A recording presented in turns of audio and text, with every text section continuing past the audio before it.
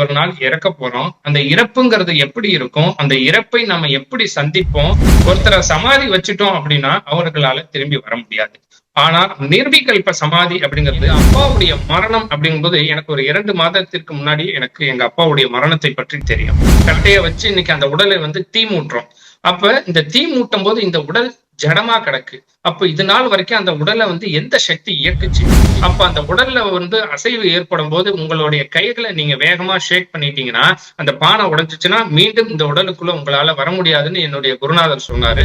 பிறப்புக்கும் இறப்புக்கும் அப்பால் என்ன இருக்குங்கிறத தேடலுக்காக நான் போகும்போது நான் கிட்டத்தட்ட 15 நாட்களுக்கு மேல இருந்தேன். அதுல பாதி நாட்கள் நான் சுய நினைவே இல்லாம தான் இருந்தேன்னு தான் சொல்லணும். நெகட்டிவா இருக்கிறவங்களுக்கு பாசிட்டிவ், நோய்வாய்ப்பட்டவர்களுக்கு ஹீல் சொல்லுவாங்களே, அது போல அந்த ஆற்றலை அவங்கள ஹீல் பண்ணும். இல்ல நான் என்னைக்குமே இறை ஆற்றலையும் இறைவனையும் விற்பனை செய்வதில்லைங்கிறதுல எப்பயுமே ஒரு திடமான முடிவா இருக்கேன். இப்ப வரைக்கும் இருந்துகிட்டு இருக்கேன். கண்டிப்பா அவங்களுக்கு அந்த 12 மாசத்துக்குள்ள பலன் கிடைக்கும். ஏன்னா இது நிறைய நம்ம செஞ்சு கொடுத்து நிறைய பேர் பலன் அடைஞ்சிருக்காங்கிற ஒரு உறுதியான நம்பிக்கையில சொல்றேன். கண்டிப்பா இதற்கு உரிய பலன் கிடைக்கும். தமிழ் நகரம் நேயர்களுக்கு வணக்கம். இன்று நம்மளோட இணைந்திருக்கிறவங்க தக்ஷ காளி அம்மன் சித்தர் பீடம் மடாதிபதி அவர்களும் திரு அரமிக அடிகளார். அவர் வர்ற 12ஆம் தேதி சித்ரா பௌர்ணமி அன்னைக்கு நிர்விகல்ப சமாதி நிலை தியானம் சொல்ற தியானத்துக்கு போறாரு.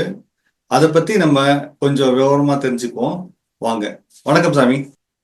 அனைத்து ஆத்ம சகோதர சகோதரிகளுக்கும் இந்த தமிழகம் மூலியமாக எல்லா மக்களும் எல்லா வளமும் நலமும் பெற்று வாழ இறை அருளை நான் பிரார்த்திக்கிறேன். அனைவருக்கும் வணக்கம். சாமி, எங்களோட நேயர்களுக்கு நிர்விகல்ப சமாதி நிலை தியானம் சொல்றது ஆன்மீகம் சார்ந்தது. அறிவியல் விளக்கம் ஏதாவது கொடுக்க முடியுமா? அதாவது நம்மளுடைய முன்னோர்கள் எல்லோருமே பாத்தீங்கன்னா மெய்யியல் சார்ந்துதான் ஆன்மீகத்தை உருவாக்கி வச்சுட்டு போயிருக்காங்க. இன்னைக்கு நம்மளுடைய இந்து தர்மத்திலையும் சரி, மற்ற வழிபாட்டு முறைகள்லயும் சரி, நிறைய சம்பிரதாயங்களையும் சாஸ்திரங்களையும் நீங்க ஒப்பிட்டு பாத்தீங்கன்னா அது அறிவியல் பூர்வமாக 70% இருக்கும், பார்க்கவும் முடியும். அப்ப இந்த நிர்விகல்ப சமாதி அப்படிங்கும் போது கிட்டத்தட்ட நான் ஒரு 10 வருடத்திற்கு முன்னதான் ஃபர்ஸ்ட் முறை நான் செய்யறேன். காரணம் அப்படிங்கும் போது பாத்தீங்கன்னா எல்லோருக்குமே உண்டான ஒரு கேள்விதான். நம்ம பிறந்துட்டோம், ஒரு நாள் இறக்க போறோம். அந்த இறப்புங்கிறது எப்படி இருக்கும், அந்த இறப்பை நம்ம எப்படி சந்திப்போம், அந்த இறப்பு புராணங்கள்லயும் இதிகாசங்கள்லயும் சொல்றது போல கருட புராணம் இது போன்ற சொர்க்கம் நரகம் இதெல்லாம் இருக்காங்கக்கூடிய ஒரு தேடல் தான் என்னை இந்த நிர்விகல்ப சமாதி நிலை செய்ய வச்சது. இதற்கு அடிப்படையா அமைஞ்சது என்னுடைய தகப்பனாருடைய மரணம் தான். அதுக்கு முன்னாடி வரைக்குமே எனக்கு சமாதி பத்தியோ நிர்விகல்ப சமாதி பத்தியோ இறப்பு பத்தியோ எந்த ஒரு புரிதலும் எனக்கு இல்லைன்னு தான் சொல்லணும். கிட்டத்தட்ட ஒரு 7-8 வயதுல இருந்து நான் ஆன்மீகத்துல இருந்தாலுமே இந்த சமாதி பயிற்சி சமாதிங்கிறது இந்த 10 வருடங்களா செய்யறேன். இந்த சமாதி அப்படிங்கிறது நிறைய இருக்கு. அதாவது நிர்விகல்ப சமாதி, சஞ்சீவினி சமாதி, சமாதி, ஜீவ சமாதின்னு இதை பல வகையில நம்ம பிரிச்சு சொல்லலாம். ஒருத்தரை சமாதி வச்சுட்டோம் அப்படின்னா அவர்களால திரும்பி வர முடியாது. ஆனா நிர்விகல்ப சமாதி அப்படிங்கிறது போகர் செய்த சமாதி தான் நிர்விகல்ப சமாதி. போகர் பாத்தீங்கன்னா பழனி முருகன் கோயில்ல நிர்விகல்ப சமாதியில தான் இருக்காரு. அவர் அந்த இடத்துல சமாதிக்கு போயிட்டாரு. அவர் எப்ப வேணாலும் நிர்விகல்ப சமாதியிலிருந்து மீண்டும் எழுந்து வரலாம்னு அவர் போகருடைய புராணங்களும் சரி, போகரை வழிபாடு பண்றவங்களும் சொல்லிக்கிட்டும் இருக்காங்க. அது சாத்தியமாகுவதற்கும் வாய்ப்புகள் உண்டு. அப்ப அந்த நிர்விகல்ப சமாதி நான் செய்யறதுக்கும் விஞ்ஞான ரீதியா அப்படிங்கும் போது பாத்தீங்கன்னா நிறைய விஷயங்கள் இருக்கு. ஒரு மனிதன் இங்க வாழ்றதுக்கு என்ன தேவை அப்படிங்கும்போது உணவு, நீர், அது மட்டும் இல்லாத பாத்தீங்கன்னா சுவாசம். இது 3மே இந்த உடலுக்கு இங்க உயிரோடு வாழ்வதற்கு தேவைப்படுது. அதுல 3ல ஏதாவது ஒண்ணு குறைந்தாலும் இல்லாட்டி அது இல்லாமல் போனாலும் கொஞ்ச நாள் இருக்க முடியும். ஆட்டோமேட்டிக்கா அதுக்கப்புறம் அவன் மரணத்தை தான் அடையணும். இதுல முக்கியமா சொல்ல போனேன்னா சுவாசம் இல்லாம செயல்பட முடியாது. உணவு இல்லாம நீர் இல்லாம குறைஞ்சது ஒரு குறிப்பிட்ட நாட்களோ சில தினங்கள் இருக்கலாம். ஆனா சுவாசம் இல்லாமல் ஒரு நிமிடம் கூட யாராலையும் வாழவும் முடியாது, இருக்கவும் முடியாது. அப்ப விஞ்ஞான பூர்வமா அப்படிங்கும் போது நான் உயிர் எங்க இருக்கு அப்படின்னு கேட்டாங்கன்னா இந்த சுவாசத்துலதான் உயிர் இருக்குன்னு நான் சொல்லுவேன். அதாவது இந்த மூச்சு தான் இங்கு உயிராக செயல்படுகிறது. அந்த மூச்சு இருதயத்துக்கு போய் அது மட்டும் இல்லாத உடல்ல ஒவ்வொரு பாகங்களும் இந்த செயல்படுறதுக்கு வாயுக்கள் செயல்பட இந்த உடல் இயங்குவதற்கு இந்த சுவாசம்ங்கிறது தான் தேவைப்படுது. அப்ப விஞ்ஞான ரீதியா இந்த பூமியில நம்ம வாழ்றதுக்கு என்னென்ன தேவைகள் இறைவனாலும் இயற்கையாலும் கொடுக்கப்பட்டு இருக்கோ, அது மட்டும் இல்லாத நம்ம உடல்களும் பாத்தீங்கன்னா இந்த பஞ்சபூதங்கள் எப்படி இந்த உலகத்தை இயக்குதோ, இந்த உடலும் இந்த பஞ்சபூதங்களால இயங்கிக்கிட்டு இருக்கு. கண்ணு, காது, மூக்கு, இது போல இந்த பஞ்ச கர்மேந்திரியங்கள் ஐம்புலன்கள்னு சொல்லுவாங்க. இது ஐம்புலன்களோட பஞ்சபூதங்களும் இதுல அடக்கம். அப்ப 5 பூதங்களும் அப்படிங்கும்போது இங்க ஏதாவது ஒண்ணு சமம் இல்லாமலோ குறைவாகவோ அதிகமாகும் போது இந்த உடல் அப்படிங்கிறது நோய்வாய்ப்படுது. அது போலதான் சுவாசம். ஒரு நாளைக்கு 60 நாளிகை இருக்குன்னா 360 முறை சுவாசிக்கிறோம்னு கணக்கு பண்ணி பார்த்தா 21,600 முறை நம்ம சுவாசிக்கிறோம் ஒரு நாளைக்கு. அந்த சுவாசம் குறைஞ்சாலும் அதிகரிச்சாலுமே இங்கு நாம சீராக வாழ முடியுமா அப்படின்னு கேட்டா வாழ முடியாது. குறைந்தால் யோகத்திலையும் தவத்திலையும் குறைத்து நம்ம யோக நிலையில, அதாவது அழியா முக்தி பேரானந்தம்ங்கக்கூடிய ஒரு நிலையில வாழ முடியும். ஆனா உடல்வாய் நோய்வாய்ப்படும் போது அந்த சுவாசம் குறையும் போது அங்க பிரச்சனை தான். அது போல அதிகரிச்சாலும் பிரச்சனை தான். அதனாலதான் நம்ம மருத்துவர்கிட்ட போய் பார்த்தோம்னா அந்த ஸ்டெத்தஸ்கோப்பை எடுத்து வச்சு டைம் பார்ப்பாங்க, அந்த செகண்ட்ல எவ்வளவு நேரம் நம்மளுடைய இருதய துடிப்பு இருக்கு அப்படின்னு. ஏன்னா அதை பொறுத்து நோயுடைய தன்மைகளை அவர்கள் கணக்கிடுவார்கள். அது போல நம்ம இந்த சமாதிக்கு போகும்போது இந்த பிரபஞ்சத்துல இருக்கக்கூடிய அணுக்களும் ஆற்றல்களும் இந்த மனித வாழ்க்கைக்கும் இந்த இயற்கைக்கும் எந்த அளவுக்கு பெரும் பங்கு வகிக்கிறது. அதாவது இங்க ஒரு தாவரம் வளரணும், ஒரு மனித உயிர் வாழணும், ஒரு மனித உயிர் ஜனனம் எடுக்கணுங்கிறதுக்கு இங்கு இந்த பஞ்சபூதங்களாலும் இயற்கையாலும் பல வளங்களையும் பல தத்துவங்களும் இங்க கொடுக்கப்பட்டிருக்கு. அது போல இந்த பிரபஞ்சத்தை விட்டு நீங்க வெளியே போனீங்கன்னா இந்த பிரபஞ்சத்திற்கு வெளியவும் இந்த பிரபஞ்சத்திற்குள்ள என்னென்ன இருக்கோ அது போல பிரபஞ்சத்துக்கு வெளியே நிறைய ஆற்றல்கள் இருக்கு. இதை விஞ்ஞான பூர்வமா நீங்க பாத்தீங்கன்னா பூமிக்கு வெளியில இந்த கதிர்கள் இருக்கு, இவ்வளவு அணுக்கள் இருக்கு, இன்னும் சில கிரகங்கள்ல நீர் இருக்கு, இது மாதிரியான விஷயங்கள் இன்னும் ஆராய்ச்சி பண்ணிக்கிட்டு இருக்காங்க. அது போல இந்த நிர்விகல்ப சமாதிக்கு நான் போகி கொஞ்ச நேரத்துல இந்த பிரபஞ்சத்திற்கு, அதாவது இந்த பூமியை விட்டு வெளியில இருக்கக்கூடிய அந்த பிரபஞ்ச ஆற்றலை தான் நான் சஞ்சீவினி ஆற்றல்னு சொல்லுவேன். அந்த சஞ்சீவினி ஆற்றலை என்னுடைய உடல் மூலியமாக, என்னுடைய தவசக்தியின் மூலியமாக இங்க கொண்டு வரும்போது இங்கு இருக்கக்கூடியவர்களுக்கு உடல் ரீதியாகவோ மன ரீதியாகவோ நோய் இது மாதிரியான எந்த பிரச்சனைகள் இருந்தாலும் இந்த பிரபஞ்சத்துல இருக்கக்கூடிய ஆற்றலை, அதாவது ஒரு செல்போனுக்கு ஒரு சிக்னல் ஆண்டனா மாதிரி என்னுடைய உடலை ஒரு ஆண்டனா மாதிரி பயன்படுத்தி இங்கு எல்லோருக்கும் கிடைக்கும் விதமாக செய்வதுதான் இந்த நிர்விகல்ப சமாதி தியானம். இந்த நிர்விகல்ப சமாதி நிலை தியானம் சொல்றது நீங்க முதல் முறையா நீங்க எடுத்துக்கிறப்ப உங்களோட மனநிலை எப்படி இருந்துச்சு? இந்த பேராற்றலை எப்படி நீங்க ரிசீவ் பண்ணீங்க? அதோட அனுபவத்தை கொஞ்சம் சொல்லுங்க சார். முழுமையான அனுபவத்தை சொல்ல முடியாது, ஆனா ஒரு குறிப்பிட்ட அனுபவத்தை நான் கண்டிப்பா உங்களோட பகிர்ந்துக்கிறேன். முதல் முறை நம்ம ஏற்கனவே சொன்னது போல எல்லோரும் போல ஆன்மீகத்துல ஜோதிடம், இது மாதிரி வேதங்கள், இது மாதிரியான விஷயங்கள்ல தான் நானும் வளர்ந்தது இருந்தது. யோக நிலைகள், தவ பயிற்சிகள், இது எல்லாமே செய்தேன். ஆனா எங்க அப்பாவுடைய மரணம் அப்படிங்கும்போது எனக்கு ஒரு 2 மாதத்திற்கு முன்னாடி எனக்கு எங்க அப்பாவுடைய மரணத்தை பற்றி தெரியும். ஆனா என்னன்னா அளவு கடந்த ஒரு இறைவன் மீது வைத்திருக்கிற நம்பிக்கை ஒன்னும் ஆகாது, நான் வணங்கக்கூடிய இறைவன் எங்க அப்பாவை காப்பாத்திடுவாருன்னு ஒரு நம்பிக்கையில நான் அதை கவனக்குறைவா எடுத்துக்கிட்டேன். அது போல கரெக்டா ஒரு வியாழக்கிழமை அன்னைக்கு இரவு 8:30க்கு மேல எங்க அப்பாவுடைய உடல்ல அந்த பல்ஸ், ஹார்ட் பீட் குறைய ஆரம்பிக்குது. இரவு 12:15 அவர் மரணம் அடைகிறாரு.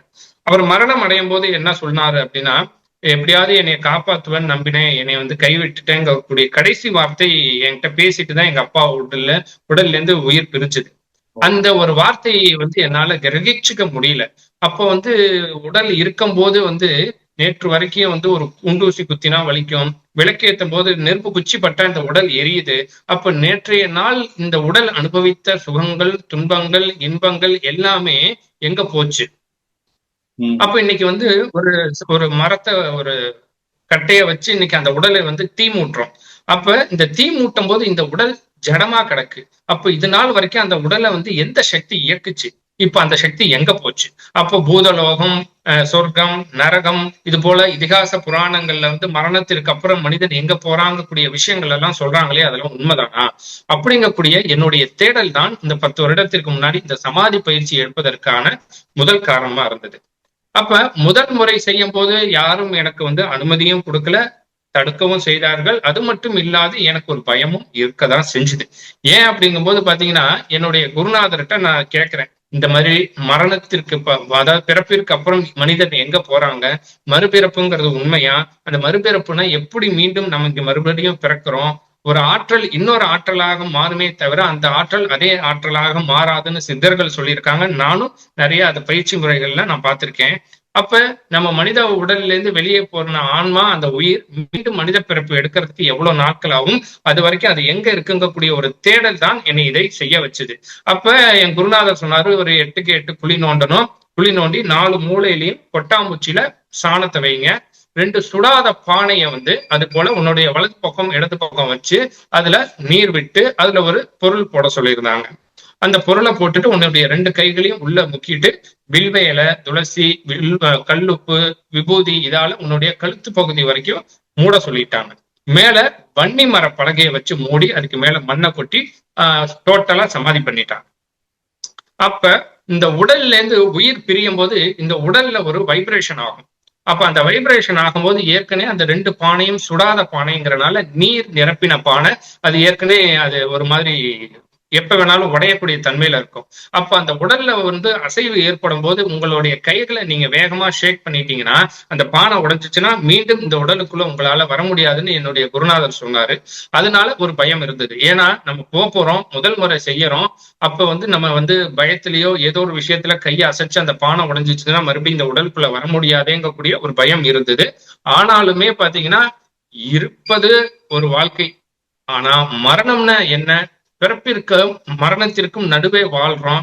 இந்த மரணத்திற்கு அப்புறம் நம்ம என்ன ஆகிறோங்கக்கூடிய ஒரு தேடல் எதுவானாலும் சரி அப்படின்னு என்னுடைய அந்த முயற்சியையும் நான் கைவிடாது செய்தேன்.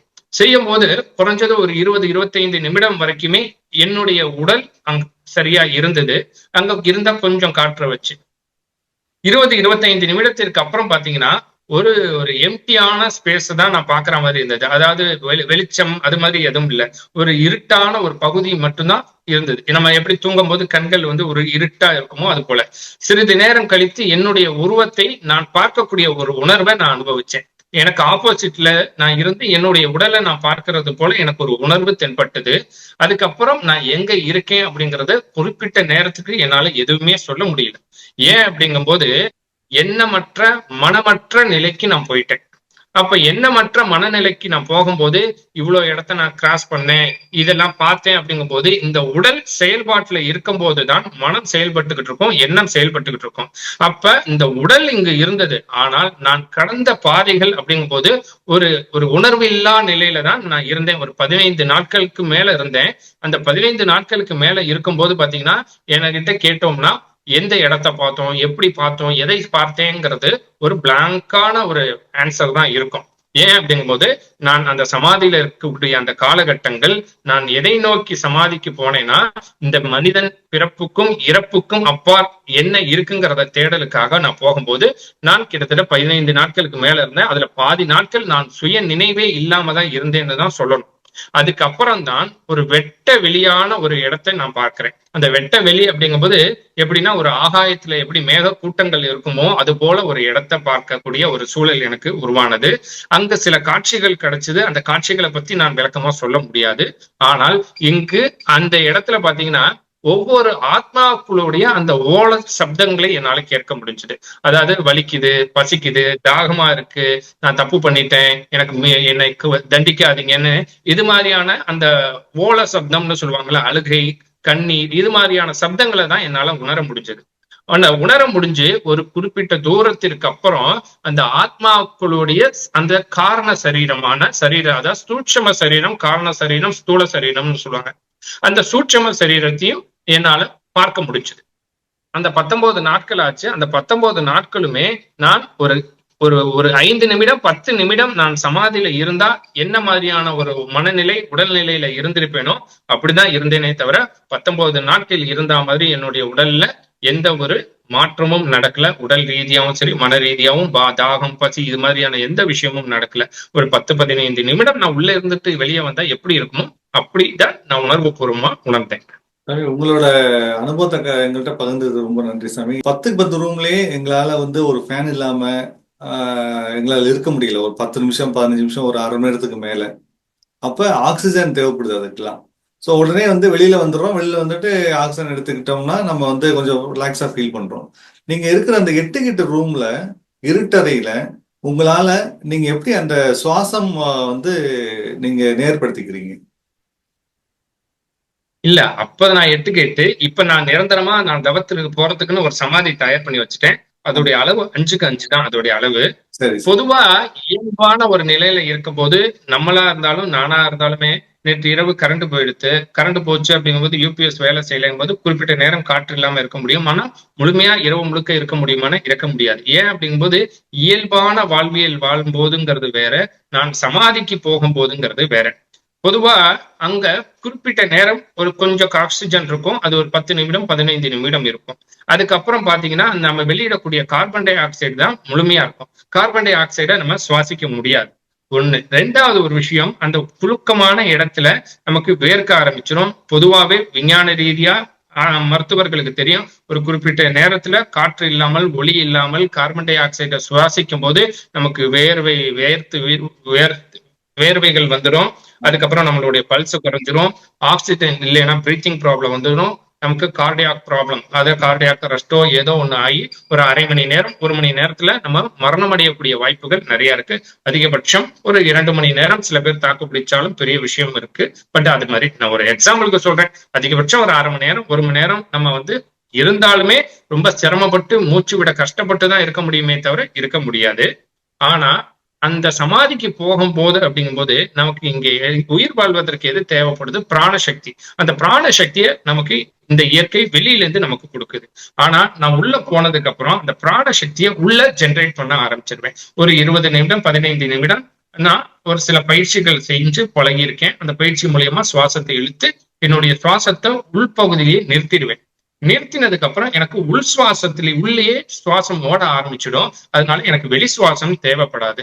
அப்ப வெளி சுவாசம் தேவைப்படாத போது நான் சமாதி நிலைக்கு போகும்போது மனமற்ற எண்ணமற்ற அந்த நிலைக்கு போகும்போது அந்த உள் சுவாசம் பாட்டுக்கு செயல்பட்டுக்கிட்டே இருக்கும். அதனால எனக்கு அது பெருசா தெரியாது. ஏன்னா உயிர்னு ஒரு தன்மை இங்கு செயல்பட்டால் தானே உங்களுக்கு இந்த உடல் ரீதியான அந்த பருவ மாற்றங்கள்லாம் நடக்கும். ஆமா. இப்போ உயிர் இல்ல, உயிர் இல்லாத ஒருத்தரை வந்து ஒரு 10க்கு 10 ரூம்ல போட்டீங்கன்னா அவருக்கு ஏதாவது மாற்றம் வருமா? வராது. வேர்க்குமா? வேர்க்காது. நகம் வளருமா? வளராது. முடி வளருமா? வளராது. இல்ல அவங்களுக்கு பசிக்குமா? தாகம் இருக்குமா? எதுவுமே இருக்காது. அதுபோல நான் அந்த இடத்துக்கு போகும்போது கிட்டத்தட்ட ஒரு இறந்த நிலை, இறந்த தன்மைங்கிறது தான் நம்ம சொல்லணும். அப்ப அந்த தன்மைக்கு போகும்போது இந்த உடலுக்கு தேவையான எல்லாமே எனக்கு உள்ளுக்குள்ளேயே ஜெனரேட் ஆயிடுறதுனால எனக்கு வெளியில இருந்து எதுவும் தேவைப்படாது.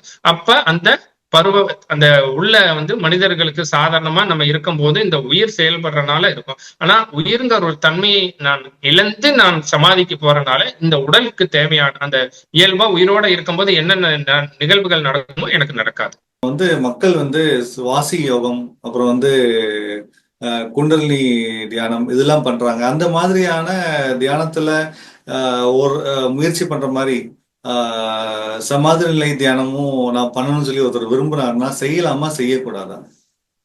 இல்ல நான் யாருக்கும் வந்து சமாதி நிலை தியானம் கத்துக்கோங்க. ஆனா செய்வது என்பது சரியான்னு கேட்டா கண்டிப்பா சரி இல்லைன்னு தான் சொல்லுவேன்.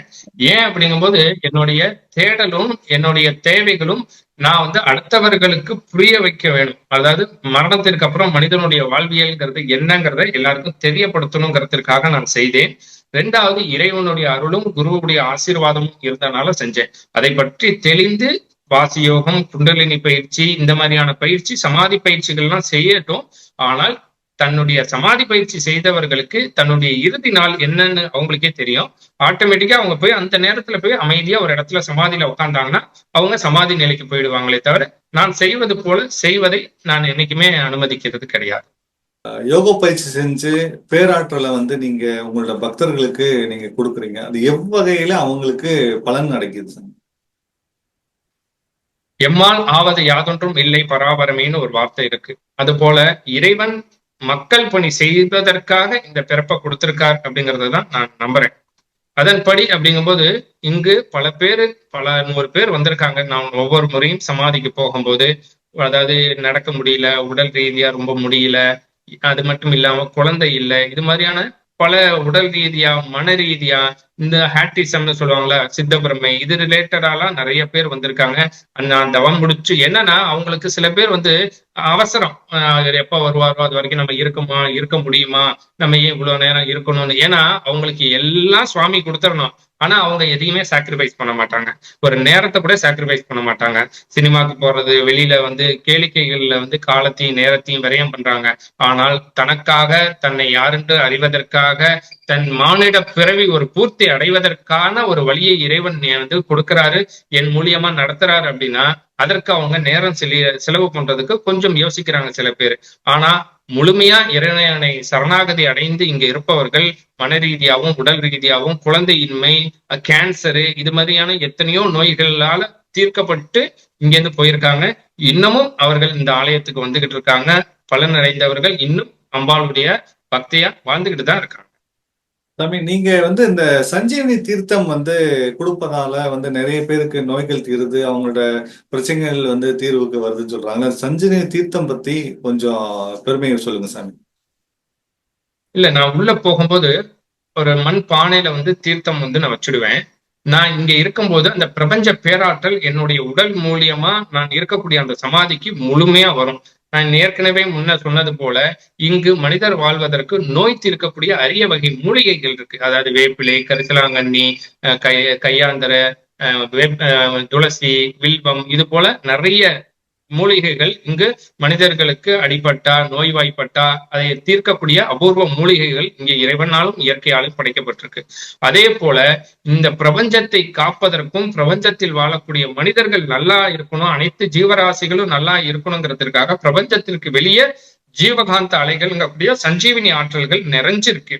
அந்த ஆற்றல்களை யோகத்திலையும் இது போல சமாதி நிலை தியானத்துல இந்த இடத்துல இருந்து இன்னொரு இடமான அடுத்த டைமென்ஷனுக்கு டிராவல் பண்ணி, இந்த உடல் இங்க இருக்கும் ஆனா இந்த ஆன்மா மட்டும் என்ன செய்யும், நூலுக்கும் பட்டத்திற்கும் உள்ள ஒரு தொடர்பு போலதான். இங்க நூல் பட்டம் விடுறவங்க கையில நூல் இருக்கும், ஆனா தூரத்துல அந்த நூல் தெரியாது, பட்டம் மட்டும்தான் தெரியும். அது போல இந்த ஆன்மா தன்னுள் ஒடுக்கமாகி இந்த பிரபஞ்சத்தை விட்டு வெளியேறி அங்க இருக்கக்கூடிய ஜீவகாந்த அலைகள் வந்து எடுத்துட்டு வரும்.